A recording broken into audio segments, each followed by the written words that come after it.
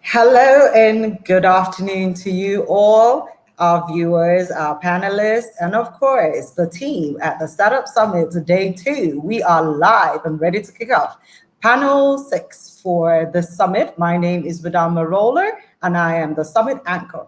We've already had great sessions this morning. We've had a keynote speech from Mrs. Ini Abimbola, and right now they are also having a panel discussion about how to grow your business from being a small business to become a much larger business. And right now we're about to kick off another panel session whereby it's all about securing funds for startups. And I already have with me our amazing panelists as well as the moderator for the session. So permit me to introduce them to you one by one. The first person I'll be introducing is Mrs. Kehinde Wole Olomojobi.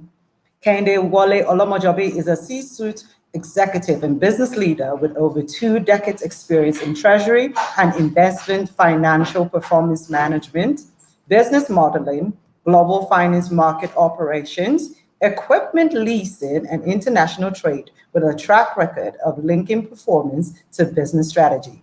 Kehinde is currently the Executive Director and Chief Operating Officer of Cyprus Leasing and Investment Limited.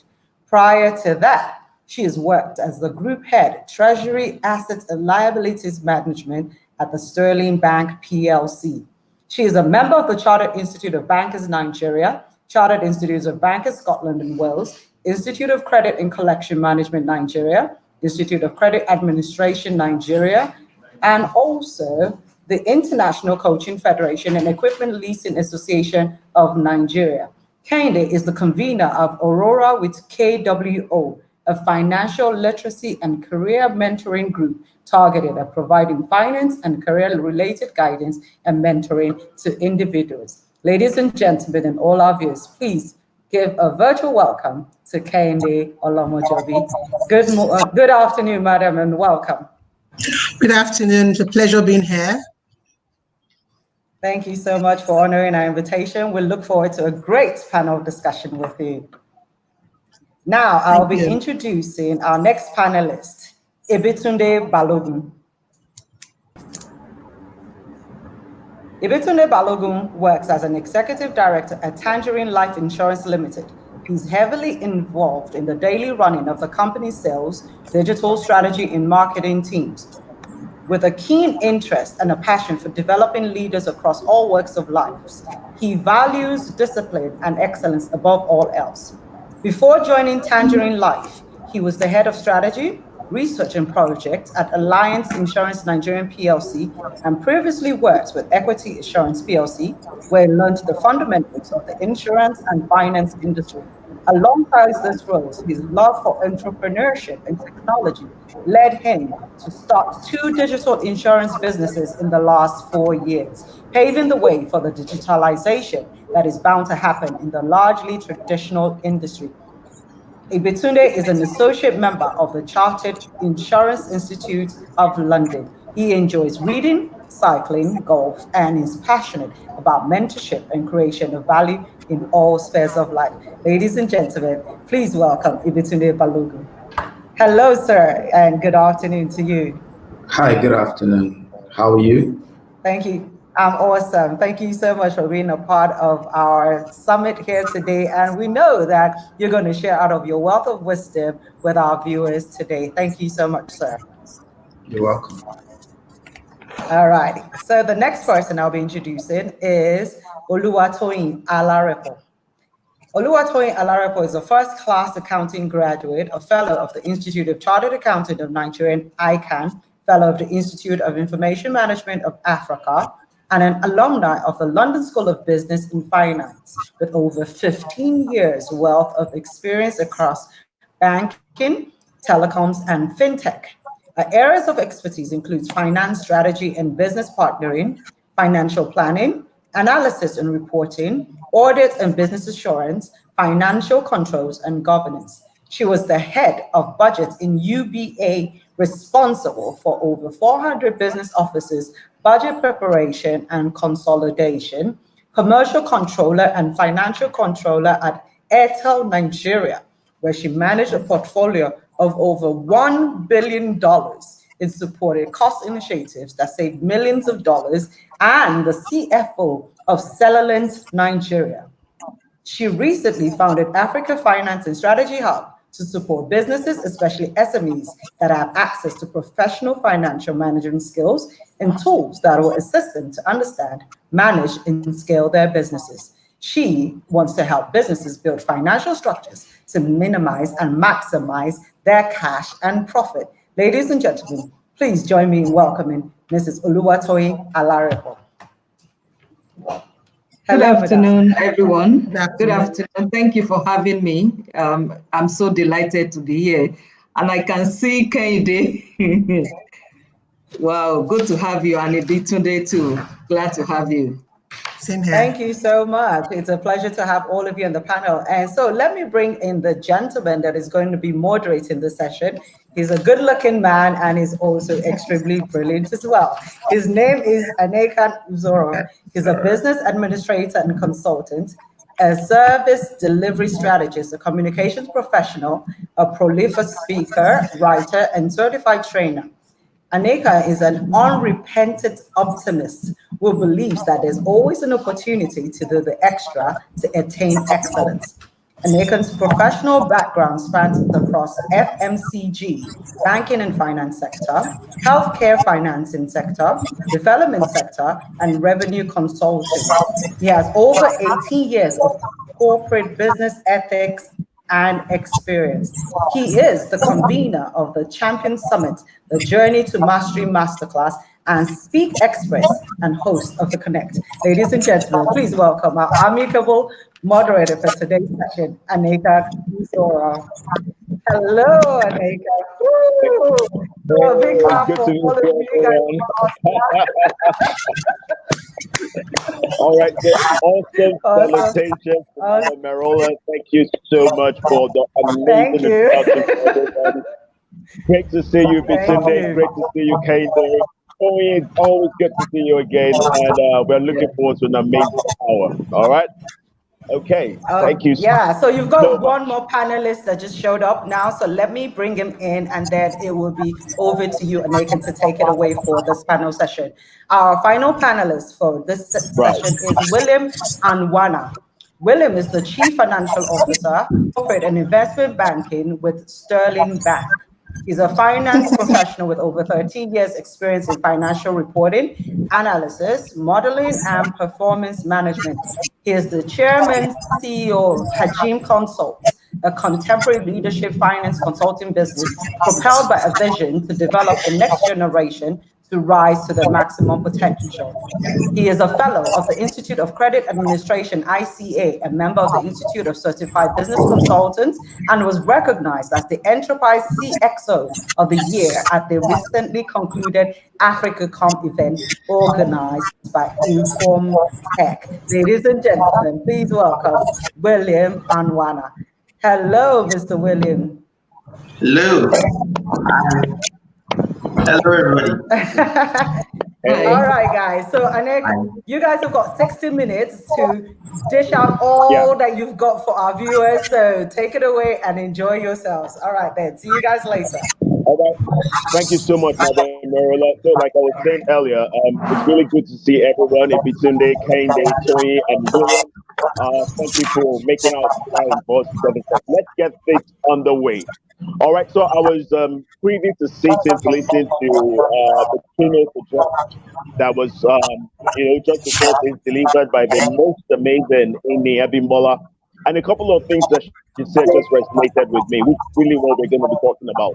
So for the startup, for that nascent business, that young entrepreneur that just started this business, you've got the business name, you've got the logo, you've got the value proposition, you've got the stakeholders in place, you've been able to articulate and define your key activities.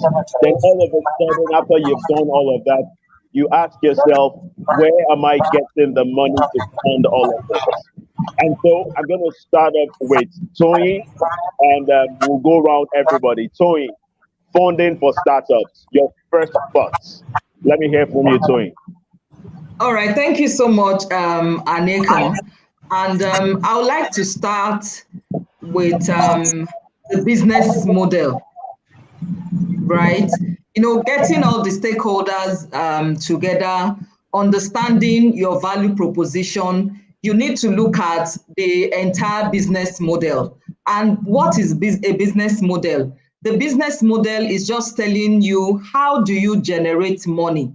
How are you going to generate money? Because you need to look at the business model will help you to identify the various aspects of your business so that you can quantify how much you are going to require for your funding. And you need to start with what is your value proposition? What is the problem that you're trying to solve? And I'm assuming that you've done that. You've tested your value proposition, and it is an idea that is fundable, that you have customers that are going to pay for it. So what you need to do is identify the customer segment you are going to play in, right? Then you also need to identify what are the resources, because the customer will generate the revenue. That is one part of your business model. And I'm assuming that has been sorted. You know the customers you are addressing. So you need to also look at what are the channels through which you are going to reach out to these customers, because that would determine your funding requirement for the channels that you are going to use. So you need to get that right. Then you also need to look at the resources. What are your partners that will provide the services? What are the activities that you are going to require? What is going to be the human resources required? What are the technological resources you need? What in terms of the startup cost, you need to be able to quantify all this. But you can't do this without plotting them in your business model, because you need to know your revenue on one side and how much it is going to cost you to run that business. One of, according to what Mrs. Ini mentioned earlier, right, that your cost, has to be growing at a slower rate than your revenue. Otherwise, your profit will be impacted. So you need to map out your costing. How much is it going to cost you? What is the most efficient resources that will be required for your startup? So you need to have all this documented. Otherwise, you won't be able to prepare your business plan, right? Your business proposal that you will present to your investors. So this has to be your starting point in terms of funding your startup. Let me just hold you up there, Tony. One of the things that you said, which is very instructive, is that, look, let's go back to the basics, right? So we're talking about how to get funds, but you are saying to us that, hey, guys, let's draw the reins a little bit. Let's go back to the basics. Get ready, first of all. Understand the areas of costs and what the cost implication of what all your activities will be. Then that will determine how best you begin to look for funds, or even how much you even need to look for to determine how best to look for it. So I'm going to hold you there for a few minutes. Let's have IBITUNDE come in, join us right now. IBITUNDE, I need you to come in right now. I also want to hear your opening thoughts on how we can, get startups to be able to access funds. And we're talking about just about everything that has to do with funding for startups. So IBITUNDE, your opening thoughts on this. Shoot. Thank you, ANIEKAN. So basically, what I think, right, because I deal with a lot of startups, I talk to a lot of people in the startup space, and the first thing that jumps out at me is basically being real and practical. So what investors want to see, what people who want to fund startups want to see, the banks, they want to see that you have an idea and a plan that makes sense. A lot of, probably about 70% of the startups that I talk to just have grand ideas, they can talk, but most of these ideas are not practical. The way that they're going to get this thing done, they haven't thought it through. So what jumps out at me is that you have to be real with yourself, right? You have to actually understand, what is this business that I'm doing? What are the growth prospects? Nigeria, there's traffic, there's this issue with government, CAC is going to delay you, banks will not lend the way that they lend in other developed, economies. So you have to be real and practical to look at where am I today? Where am I operating in? Should I operate out of Lagos? Should I operate out of Lagos State? Should I go to Jos? And that realism and practicality would actually then enable you to determine, is this business even worth going into? Right? When you look at all the things that are at play, is it that I'm just passionate about something and I want to start a business out of it, or it's actually something that can make money? Once you cross that hurdle, that you then realize it's something that can make money, you then have to be practical with your projection. What do I require to get it off the ground? Where do I see this thing in 6 months? Realistically, what you find most of the time is that people are saying that, in the first 12 months, I'm going to make $1 million in revenue, when the reality is that you probably can't make $50,000 in revenue. So I think for me, what jumps out at me, as we discuss further, is just you need to be real and you need to be practical with everything that you're doing. Okay.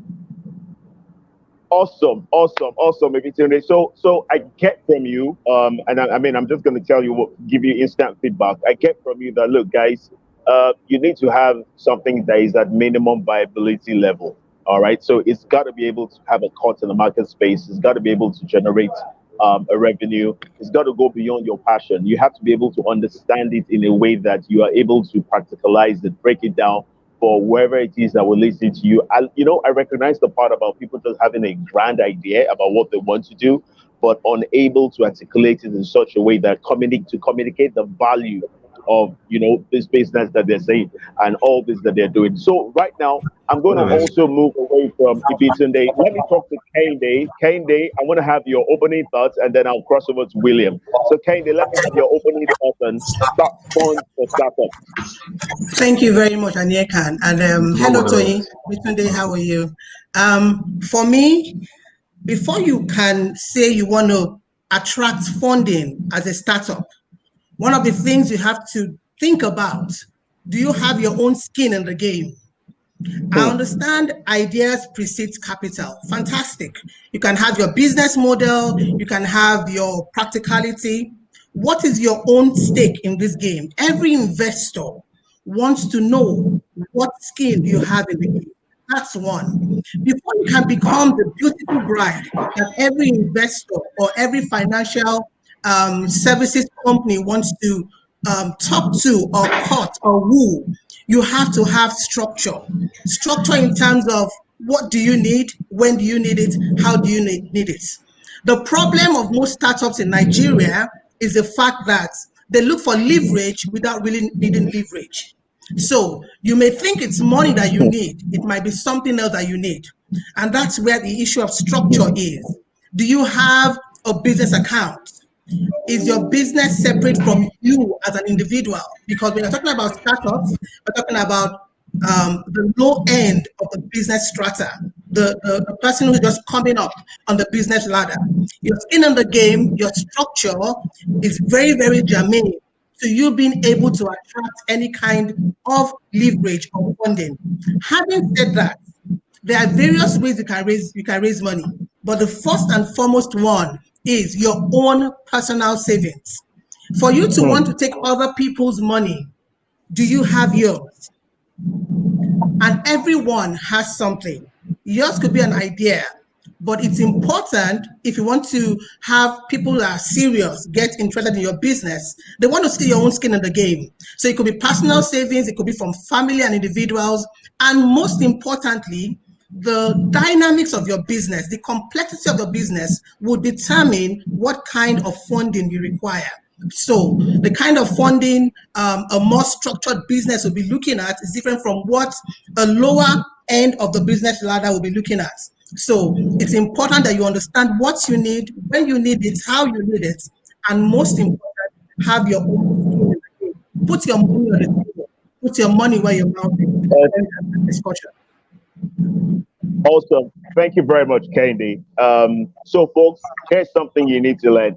The world or the market space or invest attention to what you have paid attention to. So we need to note that you've got to be committed to get people to be committed to you. That's just another way of saying what Kehinde is saying. So let me talk to William. There was something, before I come to William, there was something kind of talked on about the different ways that, you know, you can begin to raise funds for your startup business. And I know that's really what a lot of people are waiting to hear. But hey, we need to start from the basics. So I'm going to come to William.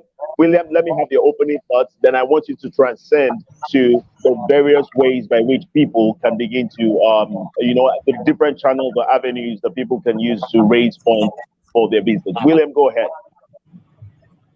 All right. Hello, ANIEKAN, and hello, everybody.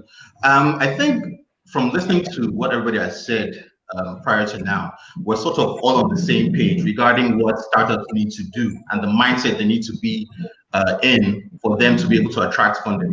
Now, for me, I would like to come with it from the viewpoint of the financial aspect, right? So if we look at the statistics, right, especially for startups, 90% of new businesses tend to fail within the first year. Now, if you ask yourselves, what are the essential prerequisites for new startups? Most people will give you things like, you know, vision, a great idea, and courage, which is fine, right? But if you now examine the statistics and you realize that within a very short period, 90% of new businesses tend to fail within the first year, and less than 70% of them actually reach the 10-year mark. You now begin to ask yourself, what exactly is the issue? Is it that they didn't have a good idea or a great vision? Yes, they did. So what exactly is driving the high rate of failure? Now, if you analyze the core issues, you discover that it's basically down to four things. Rigidity, right? Because they think that they have this idea and it must go in a certain process. You go from A to B to C, and they're not considering any alternatives or any shocks that might occur. For instance, COVID, right? A year or two ago, you might have started up with a business, and then you haven't taken into account the sort of shocks that would occur with a pandemic like this. Now, if you're just following a rigid business plan or a rigid concept, and you're not taking into account vagaries in the market or in the system, you're likely to fail. Another key issue is a weak or unrealistic business plan, which I think some of the panelists have also mentioned, right? If you think you're going to be able to come up with a product that's going to give you X in terms of revenue, and there are no strong, you don't have strong enough assumptions or drivers that are establishing these plans you put in place, you're not likely to get anywhere. But by far, the most critical issue that results in startup failure is funding, inefficient funding or cash flow, inefficient cash flow. Now, 82% of new businesses fail because of cash flow issues. So it goes to tell you something that, right, aside the fact that you even need the money, are you sure you're able to utilize it properly? Do you have the ability to manage your finances? So finance is a very critical issue. If you don't understand things like how to analyze your financial statement, if you don't know how to read a cash flow statement, if you don't know how to build an income statement or balance sheet, if you don't know how to interpret numbers, because numbers are telling you a story.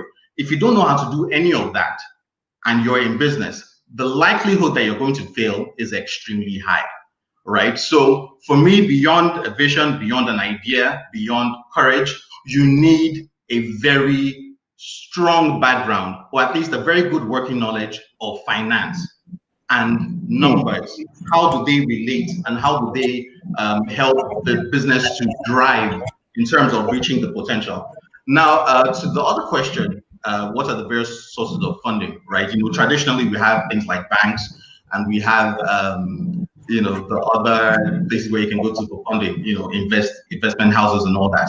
But with the recent advent of creativity, especially for new businesses, there has been a myriad of other opportunities where businesses can go to get funding. Now, a couple of these are crowdfunding, right? There's crowdfunding. Essentially, what you do is to pitch your idea, right, on a platform. Hey guys, I have this product, I have this service, you know, it's going to do X, Y, Z, right? And then you sort of pitch it on the platform. So that is like a hub for investors that can give you instant feedback. Okay, your idea is good.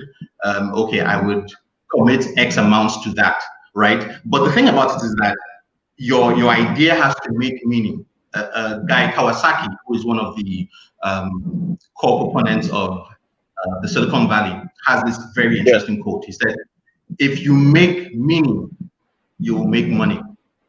So does your idea have that certain something that is going to attract investors? Beyond that, does it have something that gives value to the customer? Because this is where a lot of people tend to miss it.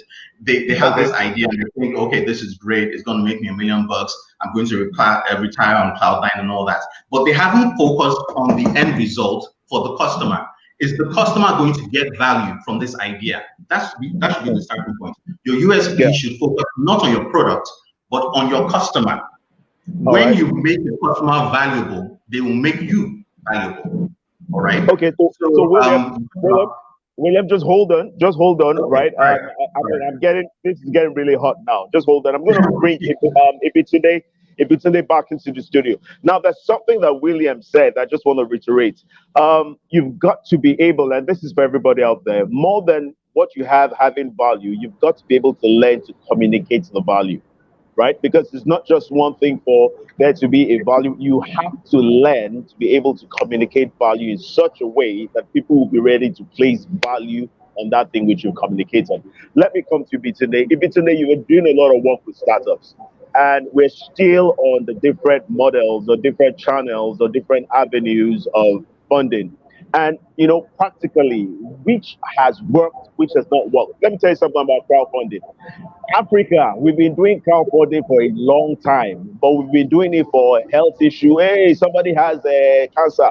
Everybody rushes and funds it. Somebody has a problem. For problems, we've been rushing to. But for things of creativity, things that, you know, open up space, things that build the economy, we've been slow to that.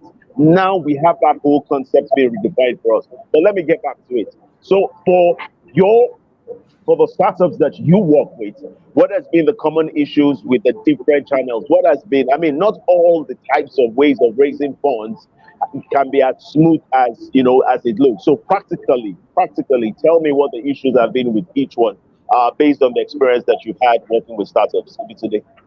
Okay, so basically, right, I think it's quite naive for people to think that banks should fund startups. You know, banks are actually not in the business of funding startups. Banks are in the business of providing credit to already existing businesses who have the potential to take on debt and then repay. So I think really that's where a lot of people miss it, saying that banks are not funded. But you are a startup, you have not proven your business. They can't just give you money and then that money doesn't come back. So traditionally, the approach is really should be family and friends first. So if you have an idea or you know something that you want to do, you need to go into your pocket, right? Your savings, your personal savings, your family and your friends. Because if your family and your friends can't support your idea, you know, these are the people that are closest to you. They know your abilities, they know your knowledge, they know your nuances, and they know if this thing can be a success or not. So if you can't convince your family and friends, it takes me back to my first point. Is this a real and practical idea that you should actually be pushing forward?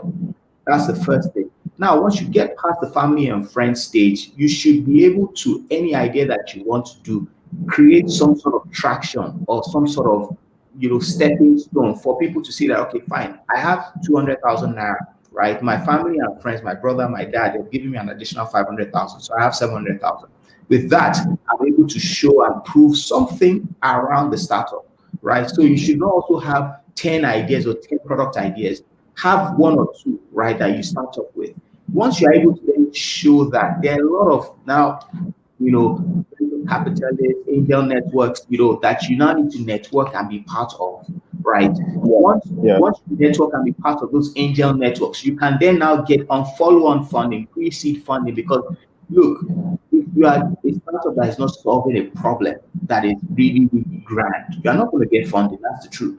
If you want to just do something that there's so much competition out there, there are so many things and so many people that are doing it, you're not going to get any level of funding. So you have to then network, get into that space of the angel networks, the VCs, and then that's how it then goes on to, you know, Series A and the likes. But ideally, it starts from your personal savings. You need to be able to put skin in the game, like one of our panelists have mentioned, put in your own personal funds. Get your family and friends to believe in it and support it. If your family and friends don't, then really, why should anybody else? And then network, right? Attend those summits like this, reach out to people, exchange contacts, and then you network and you then get into the angel network space. There are a lot of them out there. There are hubs, popping up around the place that you can then now get funding for your startup. But you have to also realize that you, at the early stages, you are trying to prove the concept, because late stage investors are going to say, have you proven the concept? So late stage investors or funders are banks, right? You must have proven the concept, and what you now need is finance to leverage, right? Not that you go to the bank and then say, give me money for a startup. It doesn't work that way. So I don't know if that answered your question. No, it does. But what it also does is that it throws up a lot more for us to discuss, which is really amazing. I agree with the fact that you have to gain some measure of traction so that you can get attraction, right? People can begin to pay attention to you because you've done something. There's some social footprints, there's some financial footprints, there's where you're coming from that people can relate to and then can do a projection for where you're going to. But there's also something, because I really want to make this as impactful and as practical as possible. I also know a lot of people that will tell you that, look, for the business that I'm running in now, the last people to believe in me were family and friends. And they will tell you that, look, because sometimes familiarity just makes people not see the genius in you. And some of their businesses, in fact, if they had followed the advice of family and friends, they probably would never have started. So in that kind of situation now, right, obviously there has to be, so if you can't go to family and friends, I'm saying this for people out there, if you can't go to family and friends, then make sure that you are able to build, some sort of capital from your savings and otherwise. Let me come to. Can I just jump in to say something about that comment, right? You can change your friend. You can change your friend. You can't change your family, obviously. But if your friends don't believe in you, then you change your friends, right? Very much. You have to be able to show that, look, this is a product. And yes, my father might not always believe in what I'm doing, right? But he will respect me one day when I'm able to show that this thing makes sense. So, yeah. Awesome, guys. So remember, you can't change your family, but go ahead and change those friends if it don't make sense. Go ahead and change those friends. Here you said so. Toyin, what was your own practical case when you were trying to raise capital for your business? And I'm going to come around everyone for your business, whatever venture it is that you are into. The first time, what were the peculiar challenges that you, Toyin, had? Let's talk about that for a couple of minutes, Toyin. Okay, thank you so much, ANIEKAN, for that question. From my own perspective, because I've worked in the corporate industry for over 15 years, in fact, total of 20 years. So I've built up some level of financial freedom in terms of having the required capital, right, to start my Africa Finance Hub. So the initial cost of registering the business, getting all the facilities, the rent, though I'm still working from home, the rent, the equipment, paying for the subscription and things like that, right? I'm still able to afford from my savings.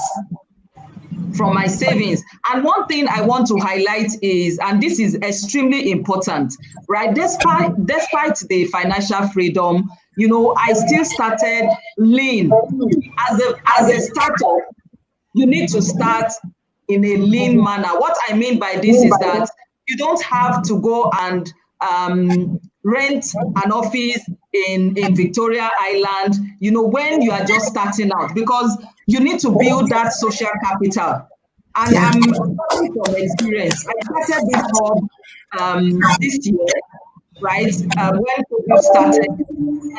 The first point is you build your social capital, because you need to build the trust, the like, and the know factor, right? So that is not the time for you to go and rent a big office, for you to go and, incur expenses that you can't sustain. So you need to start from your personal savings. And I also want to highlight that there are other incubators and accelerators that support startup, where you can test your ideas. You have foundations like Tony Elumelu Foundation, you have the Mastercard Foundation, you have you have Faith Foundation, right? That, you know, they provide seed funding, because when you're starting out, you're testing your ideas, you are starting with a seed, you are planting a seed. You're not sure whether it will germinate or not. So you need to start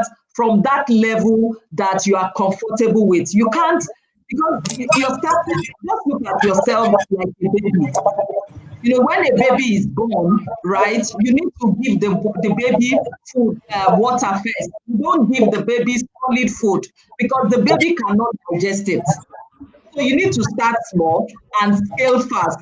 So when you've tested your idea with the resources you have, with the angel network, right? We have one that is the Lagos Angel Network. You can also contact them to see available resources. Then I've mentioned about the accelerator and the incubator program that the likes of Tony Elumelu Foundation, Faith Foundation, Mastercard Foundation are supporting to help you build your ideas. If you have ideas, you know, you can start off from there. If you don't have your own personal saving, but it is important, you know, that you plan for this. And it's not something that you just jump into. You need to plan for it and have a skin in the business. Okay. Thank you. All right. Now I'm going to ask, I'm going to come to Kehinde, and then the same thing will go to William, right? Now, let me ask you a question, right? We have different channels, different types of funding. Do these types of funding, and I'm just asking this very simple troubleshooting question so that others can begin to think, do this funding come at different levels? Do you have to build your business up to a certain level before you can access this type of funding, or at nascent stage, all options are available to you? Do you have to have gained traction over a period of time to even be able to access funds from this particular channel? Or do you understand? From day one, can you have access to everybody? Kehinde. Thank you so much, ANIEKAN. I think IBITUNDE, TOYIN, and William have done a fantastic job in giving proper insight. And we all agree around this panel that you must have your skin in the game. And TOYIN has given a very practical example. I'll speak from two perspectives right now. I sit on the board of a startup that is 10 years old right now in the food business. I'm the board chair. And for that startup, 10 years ago, when the promoters of the business, a husband and wife, a couple, when they started, it was self-financed. I joined the board 3 years ago when they had 5 outlets. Now we've clocked 10 last November, and we have 11 outlets now, also in Abuja. What was done in the last 3 years was to provide proper corporate governance structure, because now the company wanted to accelerate and attract proper leverage. So corporate governance structure from the board level, the board chair, board members, and we had credible people on that board. And then we had proper keeping of the accounts. So we had a financial audit, a 5-year financial audit that was done. And eventually we had an angel investor come on board to give us 360,000 euros 2 years ago. And from there, we're able to now open up 6 new outlets now across the nation. That's one aspect, and that's one kind of funding that requires a kind of structure. So what you attract depends on how you look, your outlook, how investors perceive you. And then on the other hand, I have my own business that is 5 years old now in the asset finance sector of the economy. So we lease equipment. Now, starting that business, and like Tony said, you must plan. Having been in banking for 20 years before I left eventually in 2018, that business was already running from my own personal savings. So, like I also agree with Tony, you have to start small. We looked for a place on Central Business District in Lagos where the rent was manageable. And we had 7 members of staff on day 1. And then we started growing. Now we're trying to attract a bigger, more structured kind of leverage from the banks.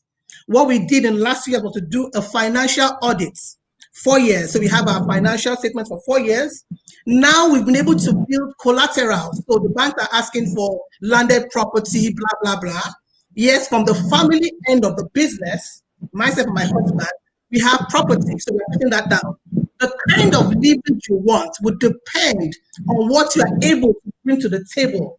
And now we're looking at, is it debt or equity? So we're talking to investors on one side and banks on the other side. I would always tilt towards equity because debt, assuming I was open to a bank during the coronavirus period and NSAS, I would have been dead by now. I'm not owing any bank. So it's still self-funded from the revenues and then injections from the principal, myself and the family. Now I want to attract equity. I've brought everything to the table to all possible investors. He who comes to equity must come with clean hands. How much are you owing? How much do you have? What assets do you have? I've also, like Toyin said, social capital. I've been able to put value on the shares of my company, you know, working with proper auditors and professional bodies. So if I'm going to sell a share of that company, what is the value? Because you must not sell yourself cheap as a company. So you must look at what you want to do. Finally, we put a hold on the bank end of the financing or leverage. Why? What do I need it for now? In this depressed economy, stagflation, high cost of living, no purchasing power from the average, disposable income from the average Nigerian, who's going to buy a brand new car now? Who's going to finance a generator, a mantra generator? You understand what I'm trying to say? So I've said, banks, hold yourself. I'm looking for investors who will believe in me, give me the money, and not hold me by the jugular, because they could hold you by the jugular when you go to that other side of the divide. So I'm taking what I want, when I want it, what I want to do. Most of the time, as we look for money without thinking of the implications of that money.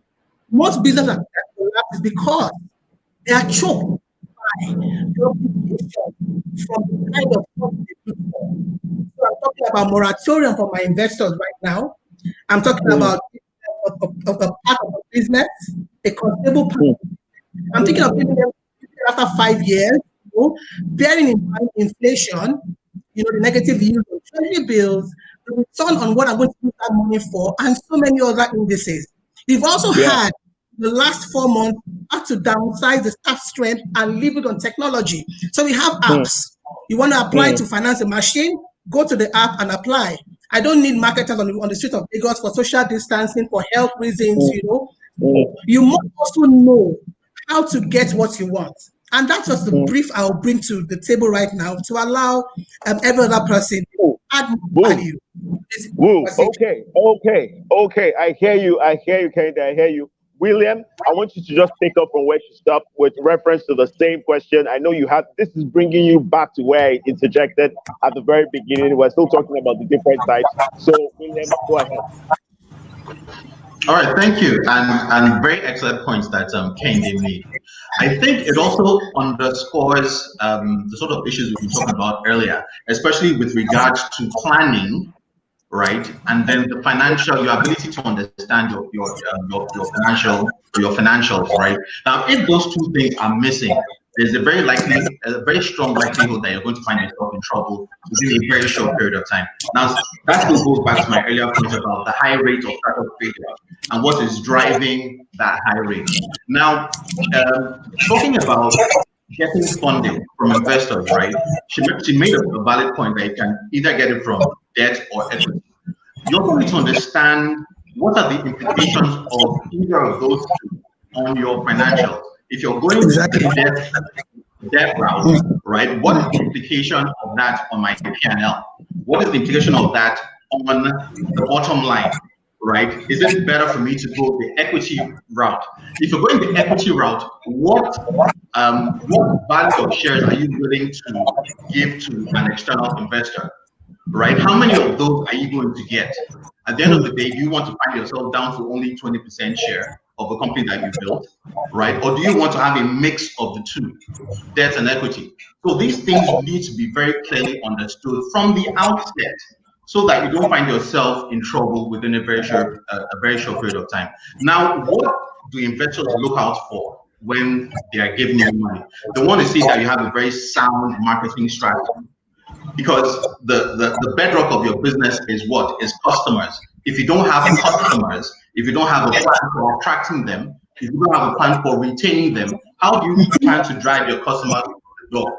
If any of those three things are missing, we're not going to give you any money, sorry, because our thing is that if we're giving you money, we want to be assured that we're going to get that money back with our interest.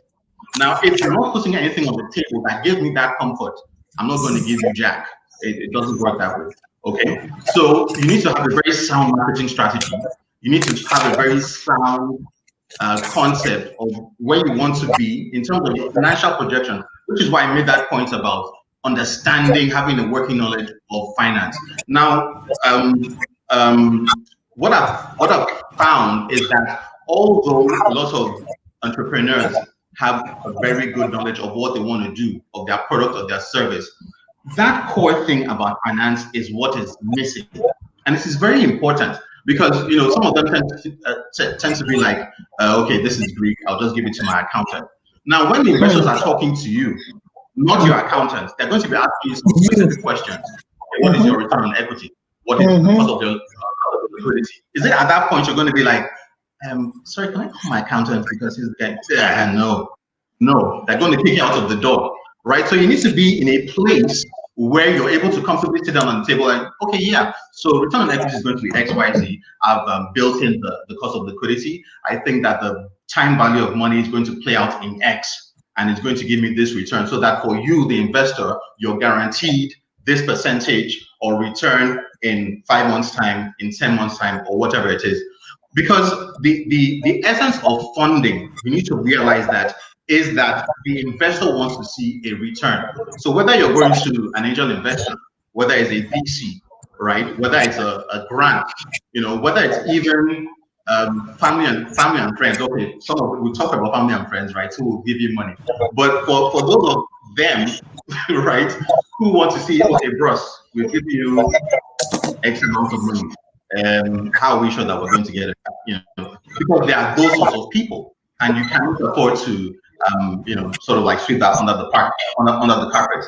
So my thing really is that even before you choose what sort of funding you want, do you have those core basic principles down pat? Have you done a? There's another thing about, okay, I have this great product, it's going to make $1 million, is the best thing since sliced bread. But you have forgotten the fact that there are other people out there who may have similar products and services, and all of them are thinking, I'm the best in the game. So what is differentiating you, right? How are you sure that those people are not going to eat your lunch, and that at the end of the day, you're going to find yourself at the bottom of the ladder? Is this something that you can collaborate with them? Can you join forces? Can you like share resources or something? You know, so those are the questions to ask yourself, even before you have an idea of going after funding, because you need to know, like Kehinde said, what do you want to use the money for, right? Have you taken into account the costing that it's going to, the impact of the costing on your business? Have you thought about that? Have you thought about, okay, it's going to impact my financials in XYZ manner, and if I don't have a very clear idea of my cash flow for that period, I might not be able to sustain this. Those are the things that need to be driving your thinking, even before you go into actually getting to the point of requesting for funding. And that's my humble submission. All right, William. I mean, okay. So this is an open question to everyone, because you know, it's not just enough for me. It's not just enough to tell people all the things that they're not getting right. We've got to also be able to point them, if not hold their hands and lead them. We've got to be able to point them in a direction where they will get help. So for that business that has a great idea, a fantastic idea about his products, about his service, but understands little about the business of his product, and as such is unable to communicate the value of his product, and doesn't understand finance, struggles with just about everything outside of the core competence and the value proposition that he intends to deliver, how can he get the right kind of help? I mean, this is just going to be 30 seconds each person before we begin to bring the ship to a close. So, Ibitunde, where will he get that kind of help? Okay, so I think he needs to have a team, right? You know, you can't know everything. Okay. You know, you have to build a team, right? So if you're not good in I mean, I believe every founder needs to be good in sales and marketing, right? But you don't necessarily have to be, you know, perfect in finance. For instance, you have a good CFO who is on your team, but you need to understand the numbers. So it'll be good if you can sell the business, right? But it will get to a stage in the business where you can't even be doing the day-to-day sales and marketing. So you need to basically have a team. And one thing a lot of investors look for, right, is that founding team, right? Are they properly motivated? What is their background? What is their synergy? Okay. I think that is all right. So Ibitunde says, key. get a team. So guys, get a team. Get a team of not just people. Get a team of people that have differentiating competence, not just threshold competence, differentiating competence, so that whatever areas you need, you know, that you're weak in, you are able to staff it and find strength there. All right. So Kehinde, let me hear your thoughts with regards to that. I'll tell you what has worked for me and it's still working for me. Get a mentor. Get someone who has done it before, someone who has fallen and risen. In the asset finance space, in the leasing space, I have a mentor in that space. And that person is a go-to person who has gone through now they're so big that I can't even imagine how they started. But have a mentor, have somebody who's been there, done it all, and keep going back to that person to get information and advice as to how to run it. You don't have to make the same mistake somebody has made if the person is just there for you. So look within your space. Are you in manufacturing? Are you in service? Are you in the food business? Look for someone who has been there and develop a relationship and get that person to mentor you. In getting the team together, we didn't start with a team. It was just two people who had different kinds of skills because we're looking at starting very small. Ibikule has given a very fantastic point. You can always outsource a skill you don't have and pay for that skill. But if you can start small, start small. Also, if you are the helm of affairs, you must be a jack of all trades. It's said that a rolling stone gathers no moss, but in business, a rolling stone must gather moss. Because your accountant can't be talking and then you won't have an idea of what the person is saying. I have an accountant who has ICAN. I'm going for my CFA. So when he's talking, I'm also talking. So you just have to have the information. Awesome. Great. Toyin, your take on that. Okay, so my take on that is, as a business owner, as an entrepreneur, as a founder, you need to understand the basic finance knowledge. I'm not saying you have to go, you have to be a chartered accountant, but you need to have the basic knowledge, because most investors, they will buy you first before they buy the business, right? And you can't be in a meeting and you are telling them you will get back to them. They need answers immediately.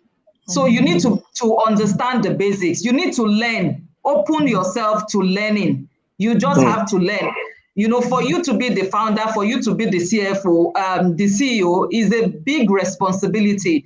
And you need to just have a bit of understanding of different areas. You need to understand basic accounting, basic finance, right? Basic in everything across all the areas, because you'll be the one pitching to your investors, and you need to practice.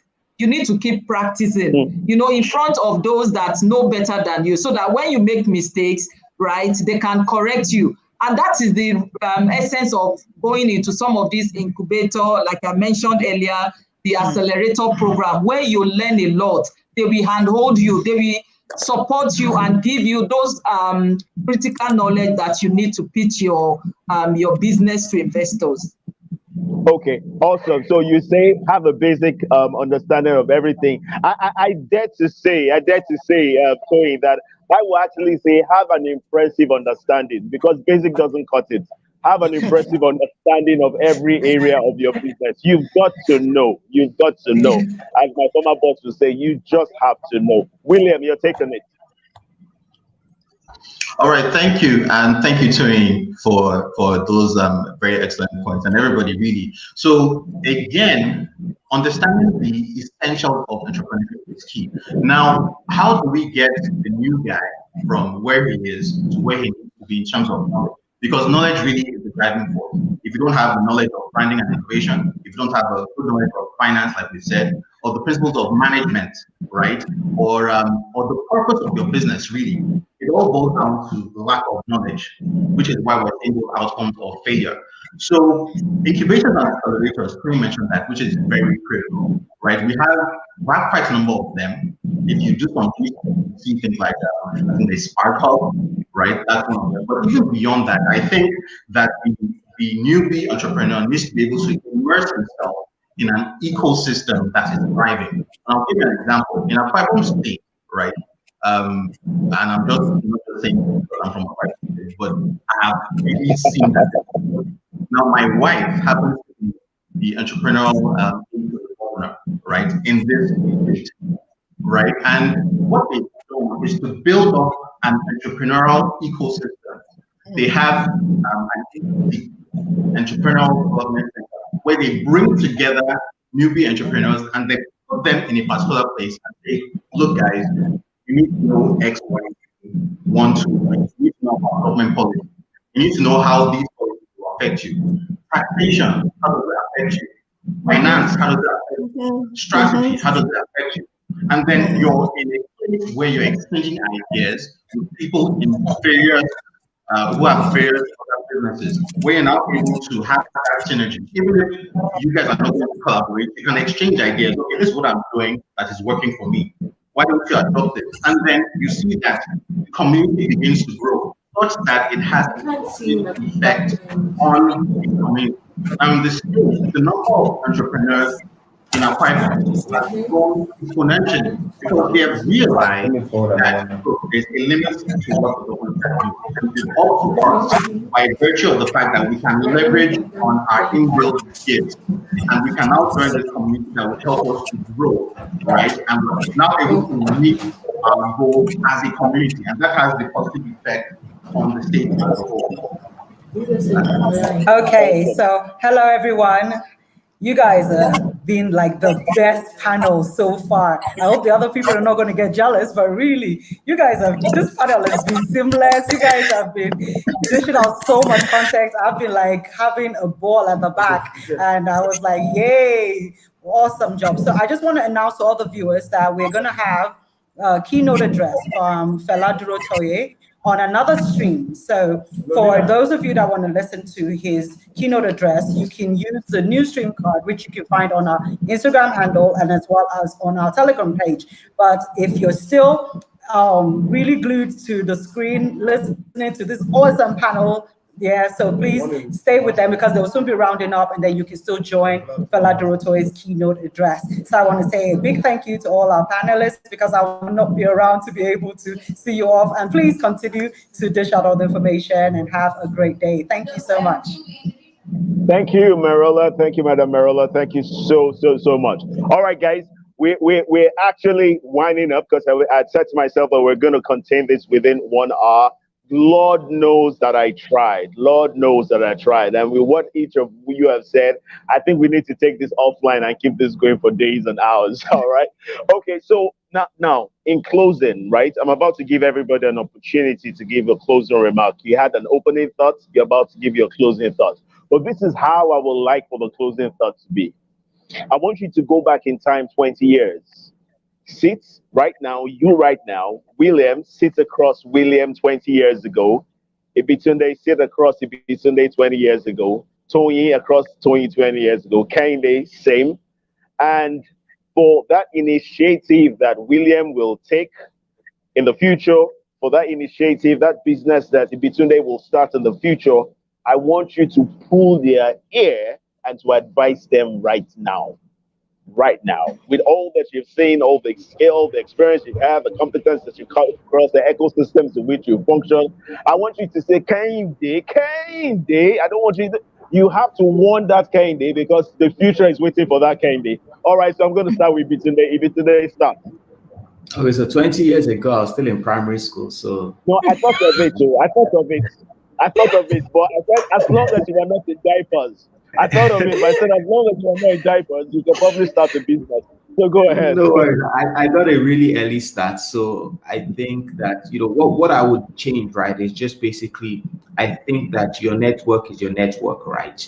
You need to build connections with people, no matter who it is. Never abandon any relationship, never look down on anybody, stay humble, stay connected. It's always good to, even if you don't have anything to do with that person right now, or you don't think you have anything in common, build that relationship. And the second thing is essentially build up yourself. I read a lot of books. I don't know if you guys can see my library behind, but I read about 4 or 5 books every month. And I just stay hungry with knowledge, trying to just better myself, right? So stay connected with people and stay building your knowledge. Things are changing, innovation is happening. Don't get left behind. Awesome, awesome. Thank you so much for that. Toyin. Okay, well, finally, the advice will be that you have to be a Boy Scout. That's like my motto. You just have to be ready. And I'm going to quote Jackson. He says, opportunity dances with those already on the dance floor.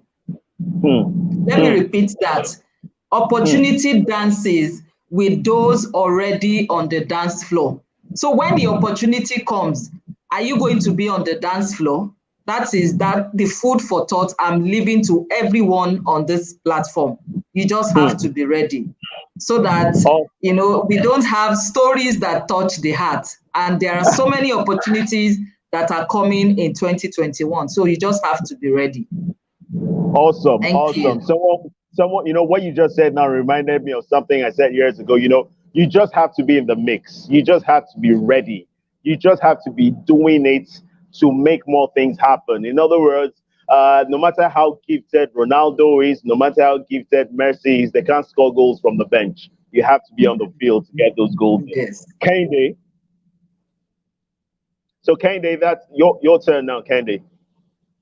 What I would have told myself 20 years ago would have been, Kehinde, believe in yourself. I didn't have to do 20 years in banking. So I should have started earlier. That's one. Understand and listen to your customers. Understand and listen to your customers. Your customers will determine where to put the 80% that will give your 20% that will give you your 80%, your Pareto principle. The final one is you must have chest. You must be bold, because there are days you will get to work or to your business, you feel like shutting it down. So you must be very brave and just stay focused. Resilience. If you believe in the product, please pin yourself on it and dive in. Great words. Words on marble.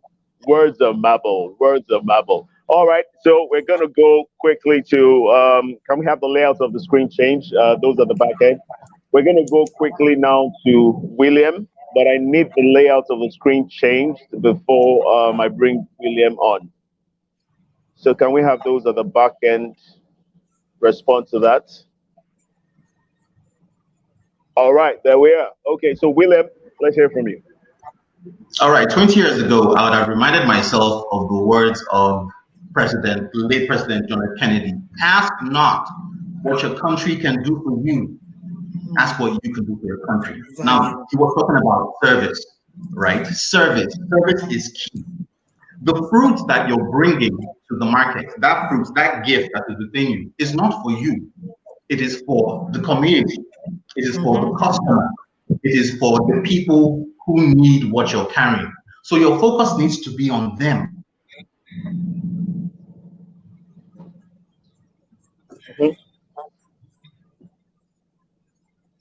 Okay, those look like we're having some network issue from William's end. William seems frozen. Okay, so let's hope that we're going to have him back as soon as possible. But I have to say a massive thank you to each. Okay, William is back, so we're gonna have William close. We're gonna have William close, and then I'll give the final thank you. So William, go ahead, please. All right, I'm sorry. I think it was a network connection here. So I was talking about service. Ask not what your country can do for you. Ask what you can do for your country. Focus on service. Focus on displaying that gift that is within you and how you can get it out there and make it valuable to the society. The focus needs to be on what you're bringing to the society. The focus needs to be on the end game, the customer. What is the value of your product and your service to the customer? That is how you build the community, and that is how you make life better for everybody. Focus not on yourself, on the business, but what value you're bringing to the society. Societal investment is key. Thank you very much. All right, amazing. So let me just say massive, really massive thank you to each and every one of you. Thank you very much, IBITUNDE Balogun. Thank you for joining us, for sharing your time, your heart with us. Thank you for everything that you brought our way. Thank you very much, TOYIN, ARALEPO. Thank you so much. Thank you so much, KEHINDE, OLOMOJOBI. And of course, thank you, William ANWANA. Thank you for joining us. Thank you for sharing great insights. I'm sure everybody watching on the different platforms, whether it's Facebook or YouTube, has been able to get so much. We will continue to ensure that we do our part in educating our people, in opening up their minds, and in building strong businesses that ultimately deliver a strong nation. Thank you very much, and have a great day, even as we follow through with the other sessions. God bless. Cheers. Thank you. All right. Toyin, how are you? I'm fine. We need to connect. We need to connect. Williams, Sterling Bank. ANIEKAN, can you believe that we went to the same university? We've Toyin and I seen in the last 20 years. Wow, amazing. See, that's what it is. That's what the startup Toyin, let's hook up. Let's hook up. ANIEKAN, well done. Yes, we have to. Yes. Thank you so much, William. All right. Okay. Yeah. Bye. Bye. Okay.